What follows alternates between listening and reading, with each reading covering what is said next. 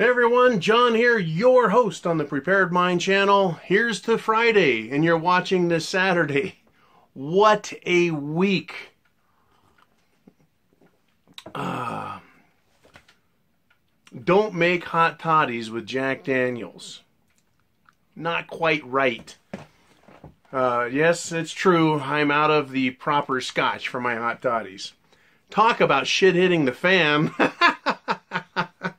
Oh, man.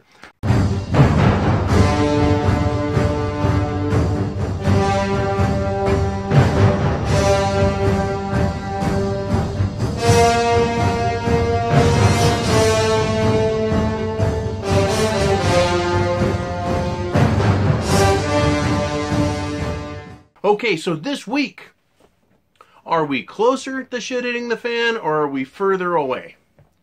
We are definitely closer to shit hitting the fan.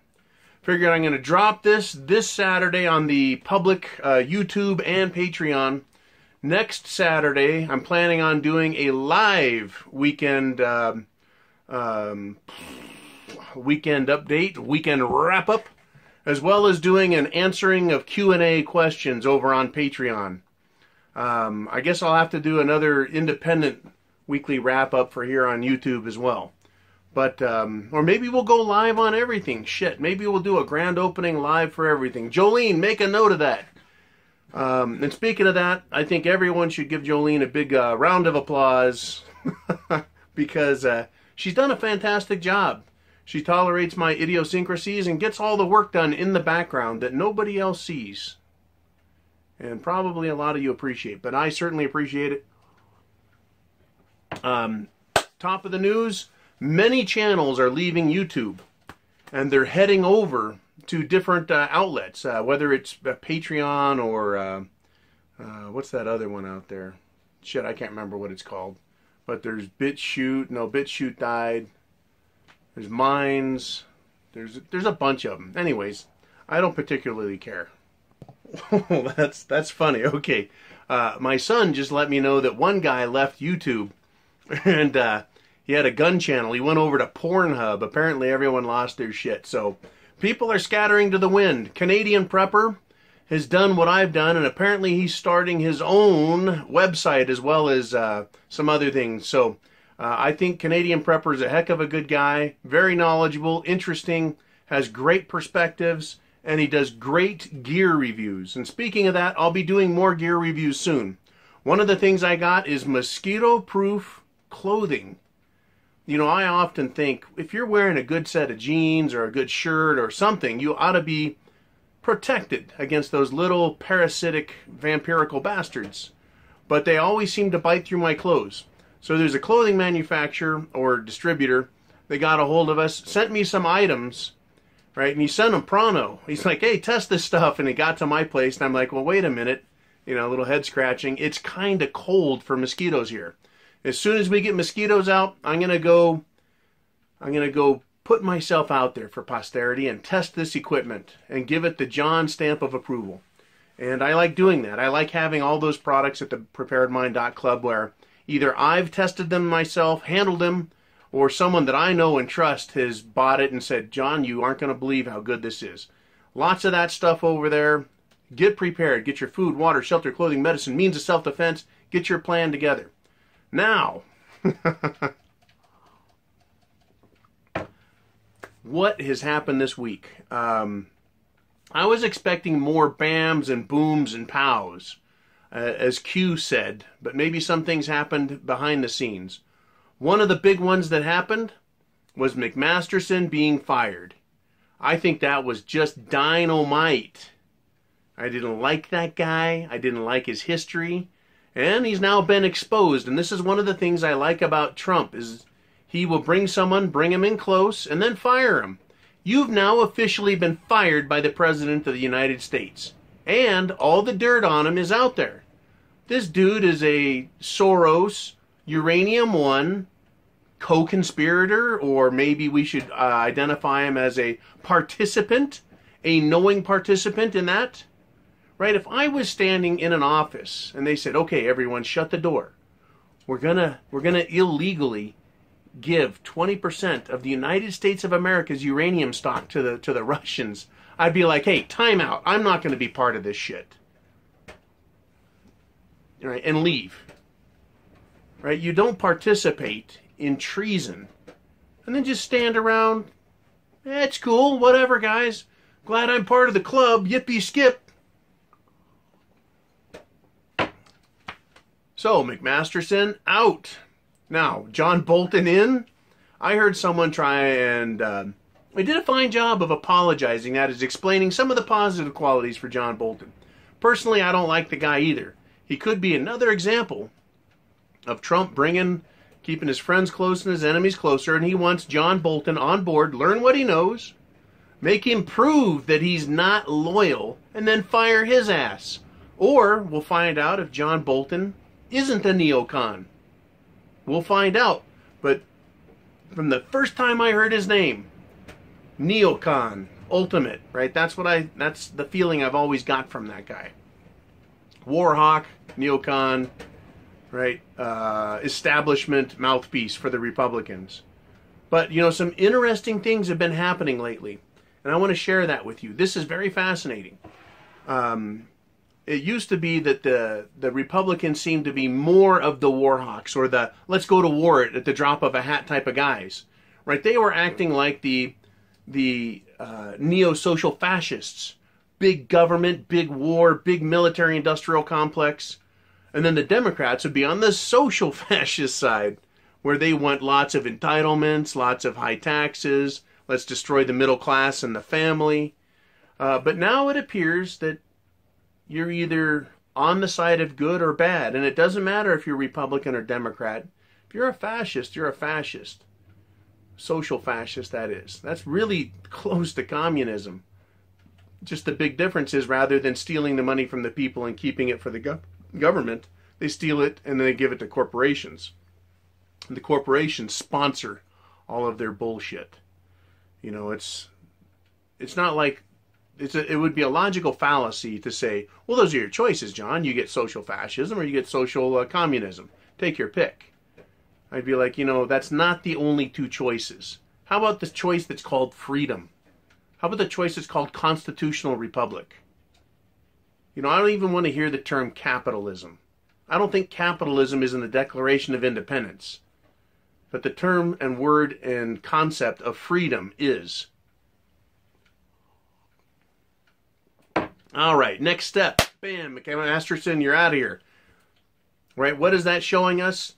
That actually says, yeah, we're getting closer to shit as the fan. Why? Because Trump is outing the bad guys. When you out the bad guys, what happens? The tension gets ratcheted up. We're closer to war, not further from war, as the tension ratchets up. And speaking of tension, let's talk about China. Tariffs. Trump is going forward with this tariff thing. What is tariffs, right? Well, it's putting a tax on a product that's being imported to us. That would be an import tariff. If the government of the United States didn't want us to send stuff offshore, there should be an export tariff. Right? I think that if you want to take your company and run with it and steal all the money, never mind, screw it. Right? I don't think we should allow our corporations to leave and go to other nations and take all the money with them. But then again, they do pay taxes, right? So there are rules they have to follow. But it certainly seemed like they swung the barn door wide open and let everyone run for free and then turn around and sell us cheap shit from other countries while they lined their pockets in our economy, which is supposed to be a production economy. Real economies are not service economies, they're production economies.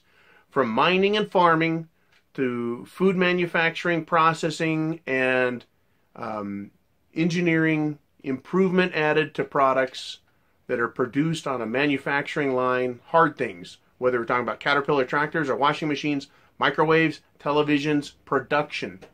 Taking near worthless raw materials, processing them, adding value to it with both human labor and technology, creating a product that is more valuable. That is profitable. And then selling them domestically and importing them. And I'm rambling. We've got a tariff war, a trade war going on. This hasn't happened in decades. I know that President George W. Bush, he does that look in his face. The longer or further we get from him, the less impressed I am. George W. Bush did some little tariffs, but since it's been a long time since we've had serious tariffs. Now, in comparison, in perspective, are these tariffs worse? I don't know, but they're making hay out of it. They're making a big deal. Now, if I just look at them as tariffs, I say this is not good for our country because it's just going to raise the price on the American consumer. If China wants to send their aluminum here and they add a tariff to it, that just increases my price tag. It doesn't punish China. Right? At the same time, if American aluminum can be produced cheaper than that, it sure makes it more attractive, doesn't it? So, tariffs good, tariffs bad. Will it really hurt China? Does China care about aluminum? Is it that big of a deal? Is it going to affect the economy that much? I don't know.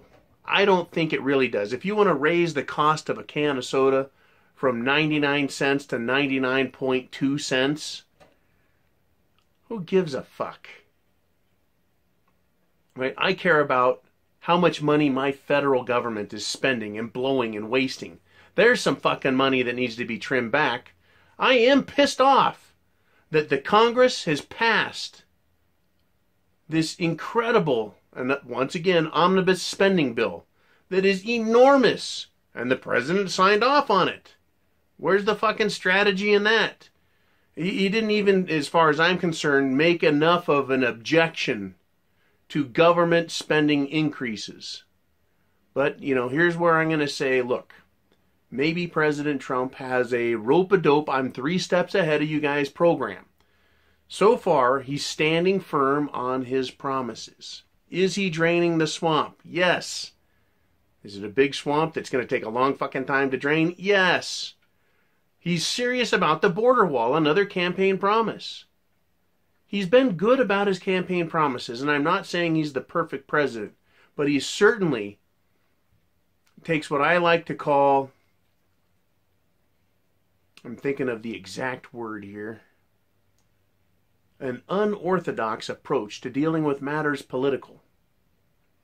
So this deal with China, with tariffs, has he worked out a deal with Xi Jinping saying, hey, look, we're going to raise tariffs on you, you're going to raise tariffs on us, we're going to get this shit straightened out. Now, what I would do if I was Trump is I would take every trade deal and sweep them right off the fucking table.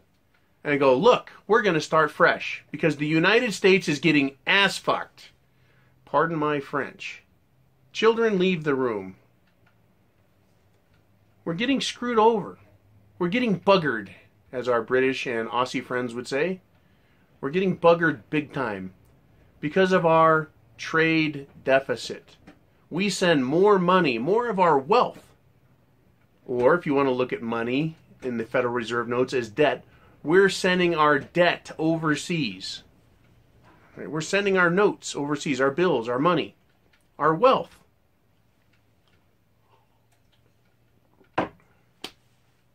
That's breaking the bank. I could hearken all the way back to 1992 during Ross Perot's campaign where he said, you're going to hear a giant sucking sound. That little Texas prick. Is he dead? I don't even know if that guy's alive anymore. He was set, though, the little bastard. He was set there to either benefit by the Republicans getting in office or Democrats getting in office. Turned out Bush won. The little prick was set to make money either way. What did he care? And if he won the presidency, he wins big. Him in those ears, you know.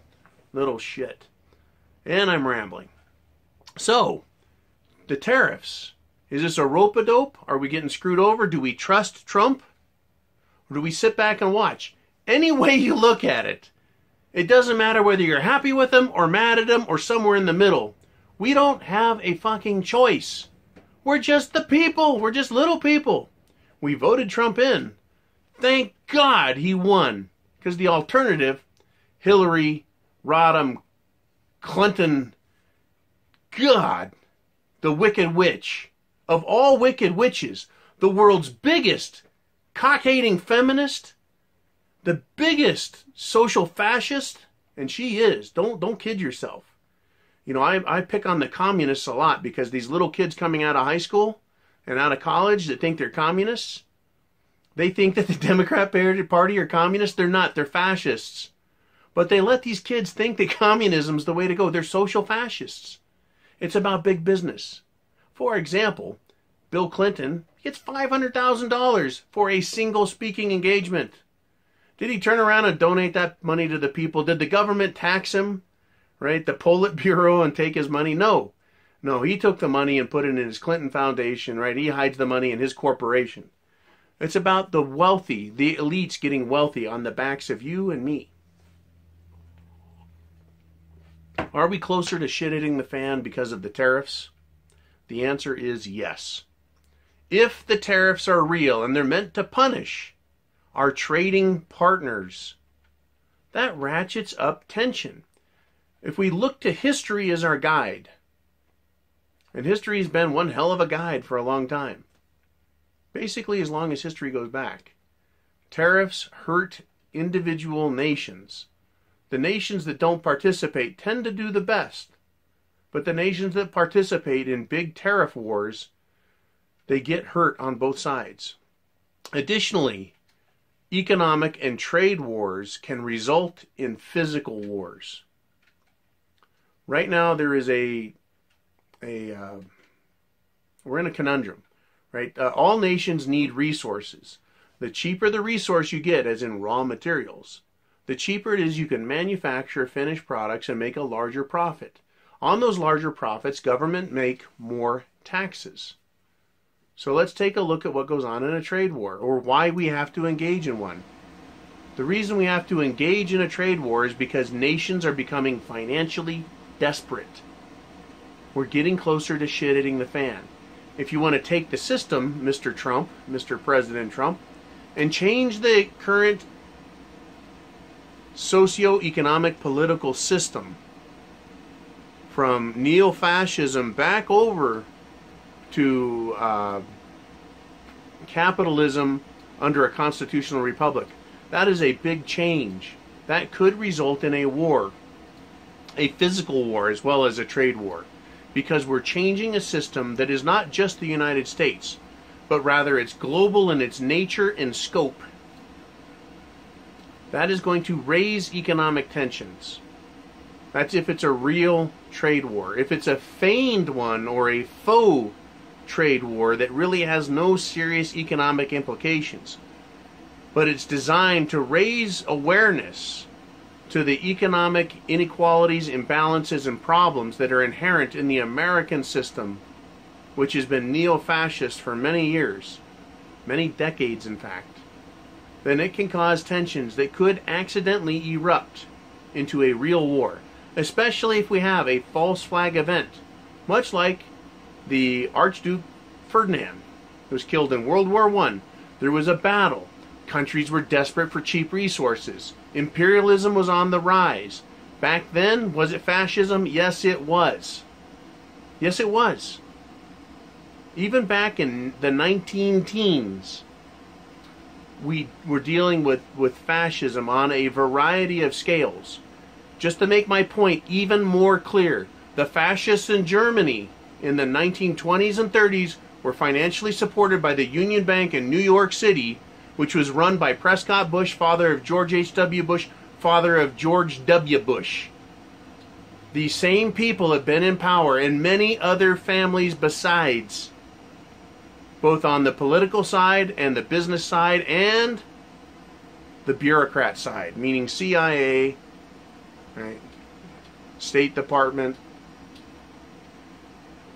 and all. So this trade war, whether it's feigned or real, is increasing the pressure. Closer to shit hitting the fan? Yes. Basically, you're drying the tinder and you're sprinkling gunpowder on it. Right? Not a good situation. So let's step it up now. What else happened this week? What else happened? We had bam on Miss McMaster. We had boom on the tariff. The third boom was the stock market. It has come down big time. Yesterday was 724. I misspoke yesterday. If I said 734, I apologize. I stand corrected. Today was, what, 424? It was over 400 points. Right? They pushed it up, it went down, they pushed it up, and it finished low. Pow. Big time. This is a massive bear market indicator. Now, I think the average layperson, because I used to be one, would look at this thing and they go, is it a bull market? Bulls and bears, bulls and bears. You think, wow, it's just, you know, it's just a bear by a different stripe. It's not. Right? A bull market is definitely different than a bear market. All the bulls do is put their head down and go bullying through everybody, right? Everything's great all the time. This will never end until it ends. Now, weeks ago, I did and this was after the February crash, I talked about how long does it take after a major market correction at the end of an economic cycle, not somewhere in between, right? Let's just say you have a recession. Every year you should have about a 3% correction. Sometimes a little more, sometimes a lot more, you know, 3, 5, 6%. But you have these corrections as the market grows. But when you near the end of an economic cycle, that is from the time a recession ends, a real ending of the recession, not a fake one with QE and all the bullshit, till about 6, 7, 8 years, what happens? You come to the end of that economic cycle and there's a major correction. You go into a recession that can last 1 to 3 years, and that's called a bear market. That's where stock values go down and they trickle down and they stay down and they stay down some longer and they travel flat until we start the next economic bull run or boom. Okay, what's happened this time though is they did not correct any of the problems from 2006, 7, 8 crisis that extended into 9 through 11 and QE, quantitative easing, where they pumped a bunch of your children and your grandchildren's money into the banking system, into the financial system and Wall Street, and it's been nothing but smoke up our asses this whole time. And now it's looking like the dumbasses can't keep it going. Now I've got to tell you, I've been doing these shit it's the fan videos for 4 years plus. And at the very beginning, one of the things I said is the major risk is an economic collapse. They have held it off. They've stayed it off. They've thrown money at it secretly. They've involved the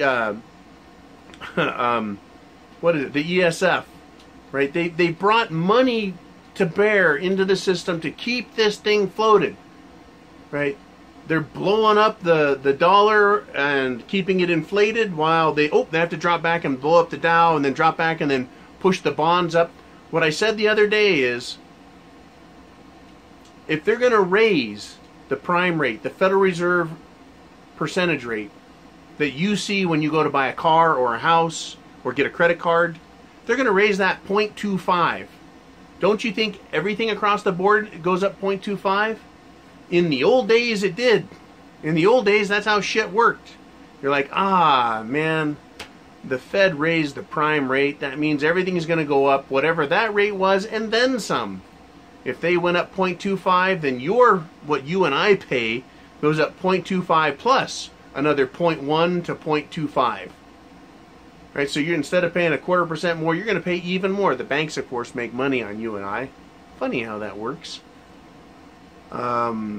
So what did they do this week? The Federal Reserve Chairman, Mr. Powell, and I love how they put the honorable in front of that, right?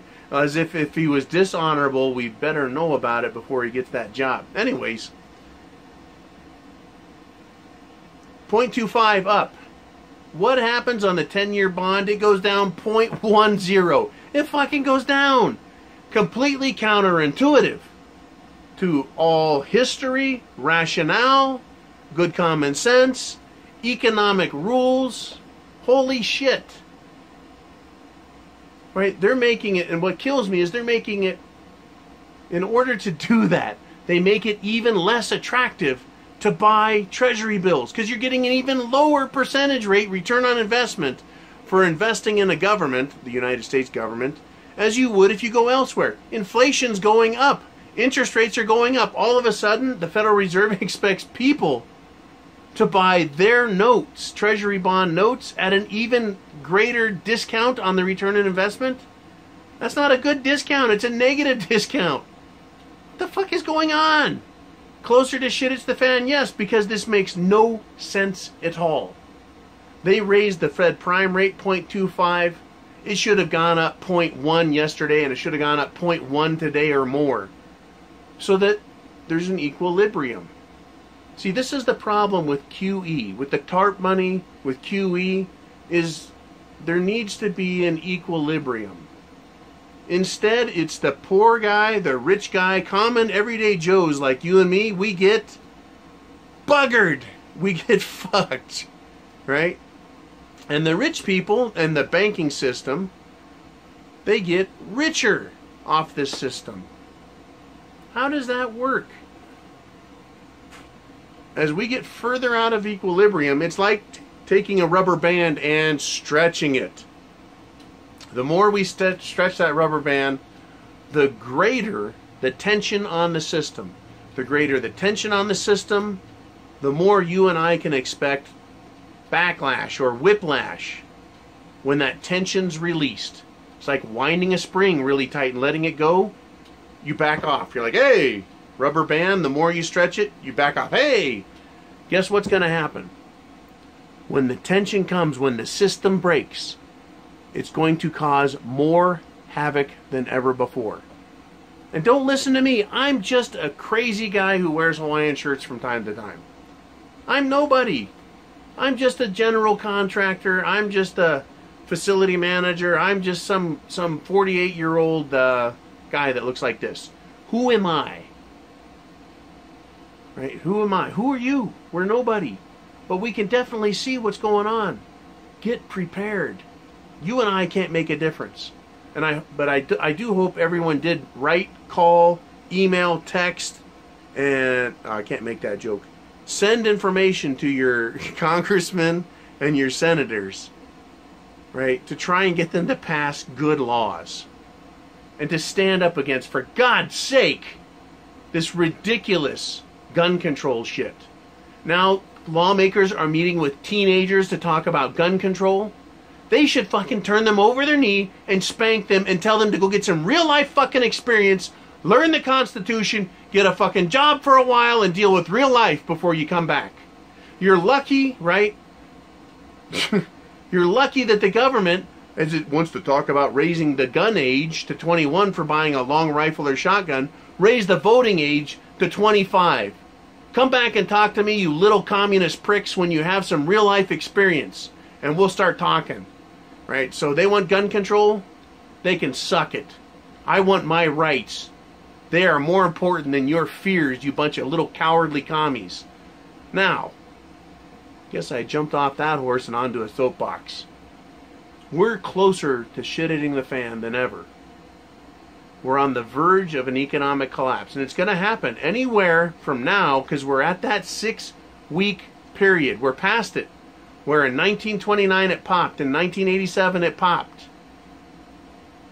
We had the big correction, it came back a few times, and then it fell to the floor.